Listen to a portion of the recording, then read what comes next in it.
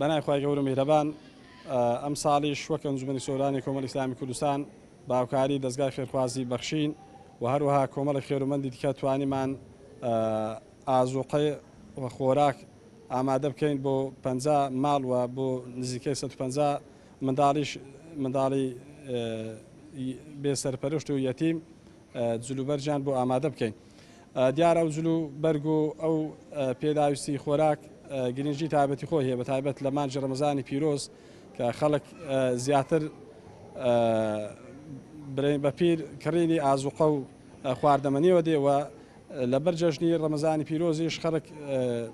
جلوبەرجی لا گرنگ و مەبەستە تاقیتەکە زۆر گرنگ و زۆر پێویست بوو. ئەمە لێرە دووبارە و سێبار ئەکەینەوە ئەو خێرومەندانە دوعای خێریان بۆ ئەکەین و هیوادارین بەردەوامیش بن بۆ دڵخۆشکردنی منداڵی بێسەرپەرشت و ژمارەیەک خانەوادەی فەقیر و هەژار لە سنوورەکەمان. دەستخۆشیە و بەرنامەتان لێکەن خوا خێرتان بنووسێ خوا پاداشتیان بداتەوە خوا پاداشتی ئێوە ئەوانیش بداتەوە بەڕاستی ئەدەنە کەسانی مستەحەق و پێویست ئینشاءالله خوا خێریان بنووسێ خوا پاداشتیان بداتەوە خوای گەورە سەرکەوتوی دنیا قیامەتیان کە. زۆر سپاستان دەکەم و خوا خێرتان بنووسی خوا خێری یەک بەیەکی کارمەندان و هەمووتان بنووسی ئینشاءالله خدا پاداشتی دنیا قیامەتتان بداتەوە